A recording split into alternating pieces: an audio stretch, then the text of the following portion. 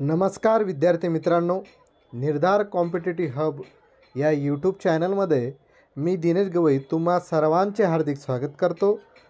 आपण बघत आहोत नवोदय अंकगणित आणि नवोदय अंकगणिताचा आपला 8वा टॉपिक चालू आहे। अपूर्णांक, समच्छेद, अपूर्णांकाची बेरीज व वजाबाकी आणि अपूर्णांकाचा गुणाकार। ठीक आहे, यामध्ये आपण स्वाध्याय 8.2 आज बघणार आहोत। या अगोदर आपण स्वाध्याय 8.1 आणि अपूर्णांकाची बेरीज वजाबाकी गुणाकार भागाकार, पूर्णांकयुक्त अपूर्णांकाची बेरीज वजाबाकी गुणाकार भागाकार, अपूर्णांकाचा लहान मोठेपणा, हे सर्व टॉपिकवरती बेसिक व्हिडिओ जो आहे तो बनवलेला आहे। ज्यांनी कोणी ते व्हिडिओ बघितले नसेल त्यांच्यासाठी या व्हिडिओच्या डिस्क्रिप्शन बॉक्समध्ये त्या व्हिडिओची लिंक टाकत आहे। त्या लिंकवरती जाऊन आधी ते व्हिडिओ तुम्ही बघून घ्यायचे आहेत। आजच्या लेक्चरमध्ये स्वाध्याय 8.2चा आपण पहिला प्रश्न बघूया। तर बघा, स्वाध्याय 8.2 मधला पहिला प्रश्न आहे, 1.2/7 गुणिले 1.3/7 हा गुणाकार पुढीलपैकी कोणत्या पदावलीत इतका आहे। बघा, मी इथे लिहितो 1.2/7 गुणिले 1.3/7 बरोबर। ठीक आहे, आता बघा ऑप्शन दिलेला आहे मला 77 खाली छेदामध्ये 1 गुणिले 2 गुणिले 1 छेदामध्ये 77 कंसामध्ये 7 अधिक 2 गुणिले कंसामध्ये 7 अधिक 3 आणि खाली आहे 7 गुणिले 7। इथं आहे कंसामध्ये सी मध्ये 1 अधिक 2 गुणिले 1 छेदामध्ये आहे 7 गुणिले 7। आता बघा 1 अधिक 2 अधिक 1 आणि खाली छेदामध्ये आहे 77।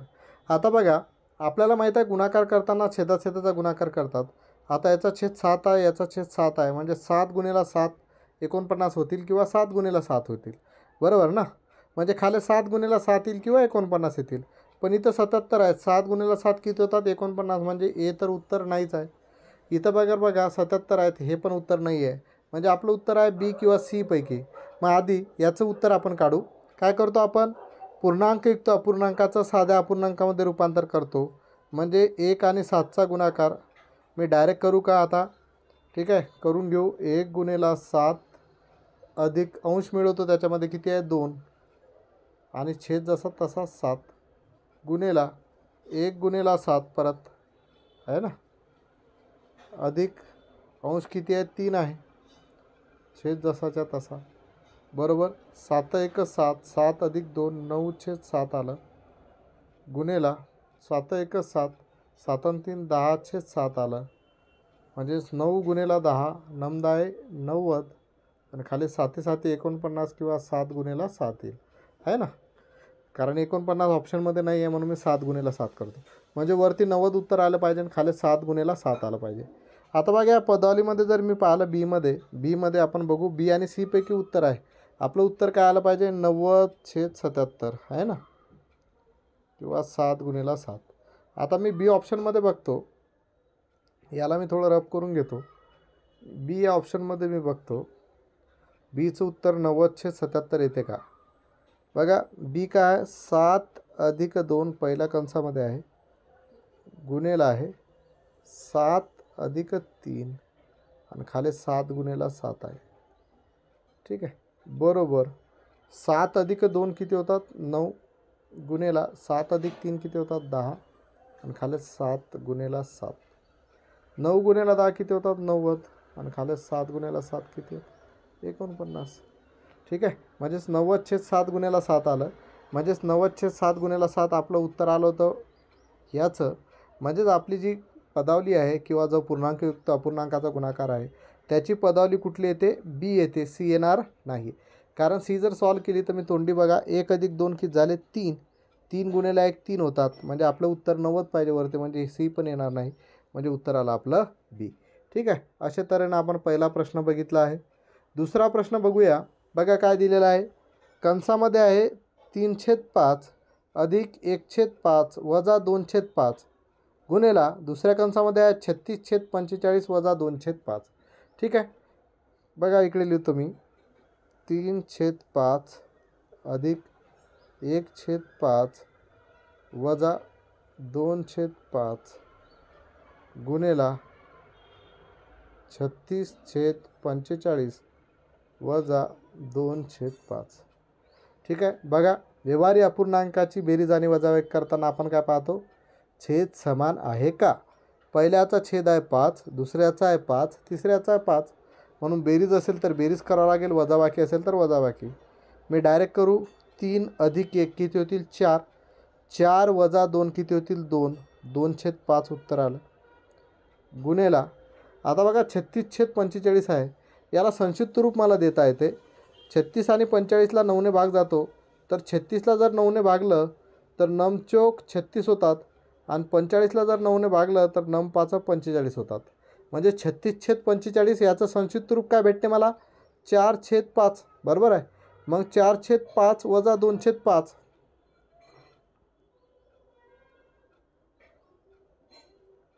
ठीक आहे. 4/5 वजा 2/5. परत काय, छेद सारखा आहे. छेद सारखा आहे म्हणून अंशांशाची बेरीज असेल तर बेरीज, वजाबाकी असेल तर वजाबाकी. मग 4तून 2 गेले किती राहिले 2. 2/5 उत्तर येईल. म्हणजे 4/5 वजा 2/5चं उत्तर काय येईल परत 2/5. आता काय झालं, अपूर्णांकाचा गुणाकार म्हणजे अंशांशाचा गुणाकार होईल, छेदाछेदाचा गुणाकार होईल. म्हणजे 2 गुणेला 2 आणि खाली काय होईल 5 गुणेला 5. म्हणजे 2 गुणेला 2 4 आणि 5 गुणेला 5 25. म्हणजे उत्तर येईल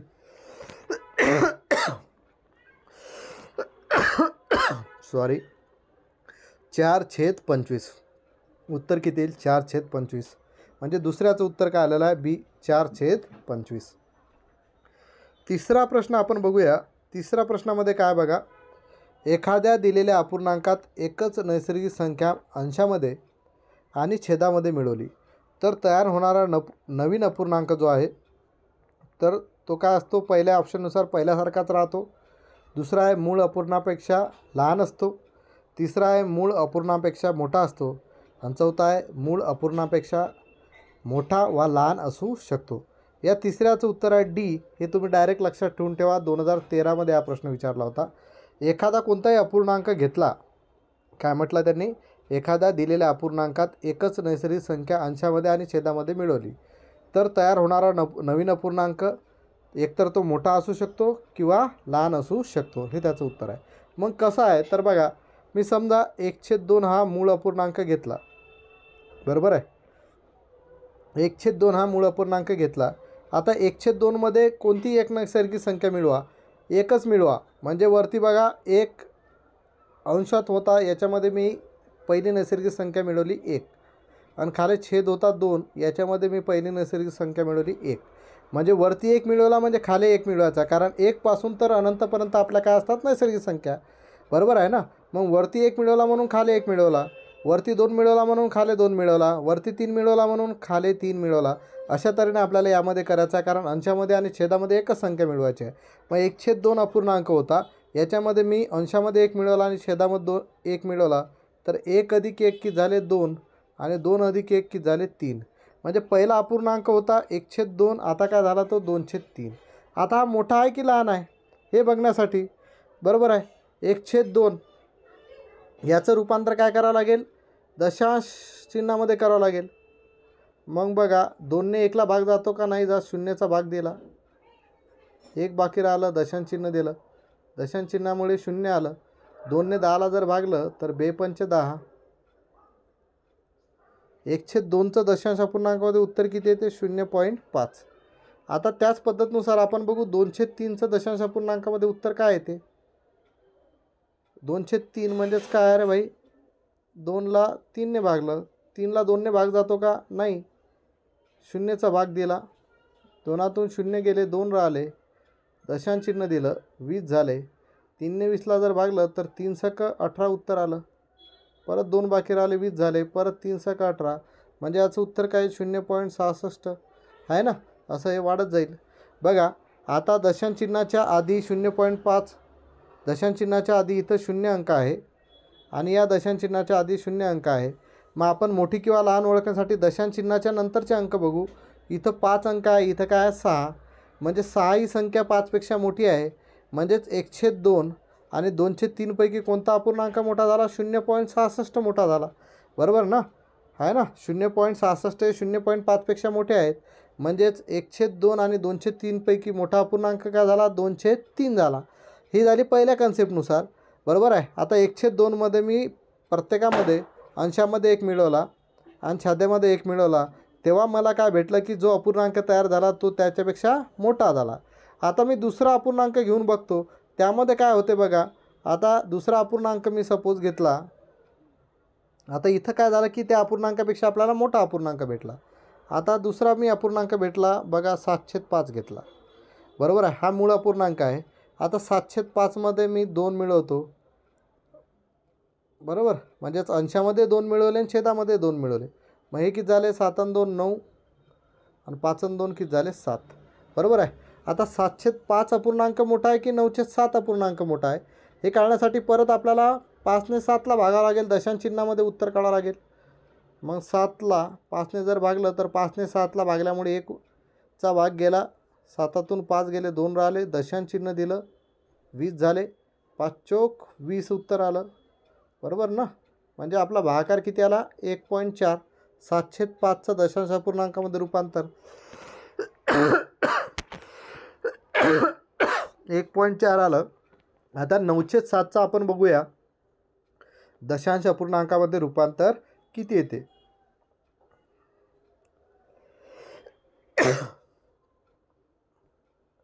नऊला जर 7ने भागलं तर 7 एकच 7, 9तून 7 गेले किती राहिले, परत 2 राहिले, दशांश चिन्ह दिलं 20 झाले, 7 दुनी किती होतील 14 होतील, बाकी किती राहिले 6, परत 7 8 56 होतील, 4 बाकी राहतील, इकडे लिहितो मी, बरोबर आहे ना. परत 4 बाकी राहिले 40 झाले, 7 5 35 होतील. म्हणजे आपण 9/7ला जर भागलं तर उत्तर येते 1.285, बरोबर आहे. आता कोणती संख्या मोठी आहे, 1.4 मोठी आहे की 1.285 मोठी आहे हे आपल्याला बघायचं आहे. 1.4 मोठी आहे की 1.285 मोठी आहे. आता बघा दशांश चिन्हाच्या अगोदर इथं 1 आहे, इथं पण 1 आहे. मग आता दशांश चिन्हाच्या नंतर बघायचं. दशांश चिन्हाच्या नंतर इथं किती आहे 4, इथं किती आहे 2. म्हणजे यामध्ये पहिली जी संख्या आहे 1.4 हे कशाचं उत्तर होतं 7/5चं. यामध्ये काय झालं की मूळ संख्या काय झाली मोठी झाली आणि नंतर होणारी संख्या काय झाली लहान झाली. म्हणजे एकदा काय झालं बघा, मूळ अपूर्णांकापेक्षा तो संख्या दुसरा जो अपूर्णांक होता तो मोठा झाला आणि एकदा काय झाला लहान झाला. म्हणजे आपण निश्चितपणे सांगू शकत नाही की मोठा भेटतो की लहान भेटतो. म्हणून एखाद्या दिलेल्या अपूर्णांकात एकच नैसर्गिक संख्या अंशामध्ये आणि छेदामध्ये मिळवली तर तयार होणारा नवीन अपूर्णांक मूळ अपूर्णांकापेक्षा एकतर मोठा असतो किंवा लहान असतो. हे तुम्ही डायरेक्ट क्लिक करून टाकायचा, लक्षात ठेवून टाकायचा, पाठ करून टाका, काही करा, डायरेक्ट हे क्लिक करून टाका. ठीक आहे. कसं आलं मी तुम्हाला सांगितलं. चौथा प्रश्न आपण बघूया. चौथा प्रश्न बघा, पहिल्या कंसामध्ये दिलेला आहे 4.1/2 अधिक 2.1/2 गुणेला दुसऱ्या कंसामध्ये दिलेला आहे 4.1/2 वजा 2.1/2 ची किंमत किती होईल. बघा पूर्णांकयुक्त अपूर्णांक आहे, साध्या अपूर्णांकामध्ये रूपांतर करावं लागेल, बरोबर आहे ना. मग 4 गुणेला 2 अधिक अंश येईल 1, छेदामध्ये किती होईल 2, अधिक 2 गुणेला 2 अधिक अंश येईल 1, छेदामध्ये येईल 2. हा झाला आपला पहिला कंस. मध्ये आहे गुणाकारात चिन्ह. परत 4 गुणेला 2 अधिक 1 खाले 2 वजा परत काय येईल इथं 2 गुणेला 2 अधिक 1 खाले परत 2 येतील. पुढे सोडूया.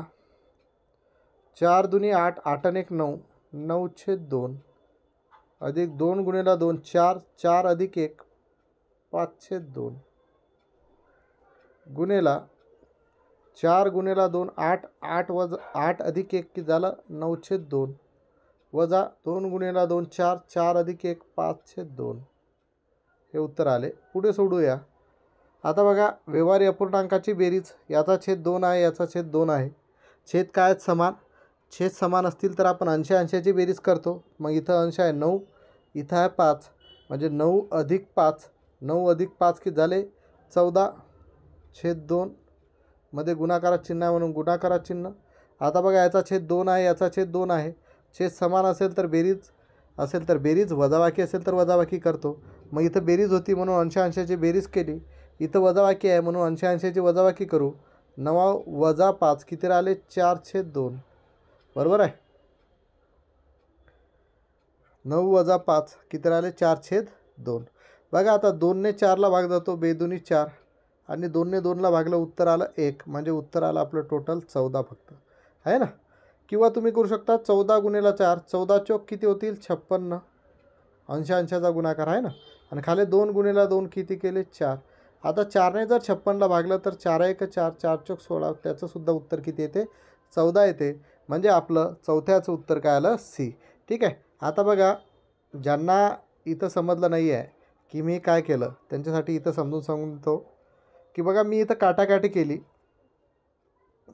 आपला प्रश्न काय होता, हे होता पूर्णांकयुक्त अपूर्णांकामध्ये, तर आपण इथं आलो होतो. याचं उत्तर भेटलं होतं आपल्याला 14/2 गुणिले याचं उत्तर भेटलं होतं 4/2.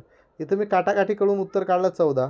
तुम्ही असं करू शकले असते 14चा आणि 4चा गुणाकार 14 चौक 56 आणि 2चा आणि 2चा गुणाकार किती आला 4, बरोबर ना. कारण आपण अपूर्णांकाचा गुणाकार करताना अंशाचा गुणाकार करतो आणि छेदाचा गुणाकार करतो.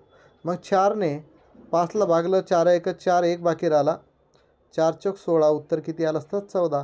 तरीसुद्धा उत्तर काय आलं असतं 14. म्हणजेच चौथ्याचं उत्तर आलं आपलं सी 14. पुढचा प्रश्न आपण बघूया. पुढचा प्रश्न दिलेला आहे आपल्याला. बघा पहिल्या कंसामध्ये आहे 4/3 अधिक 4/3 गुणेला दुसऱ्या कंसामध्ये आहे 1/3 अधिक 1/3.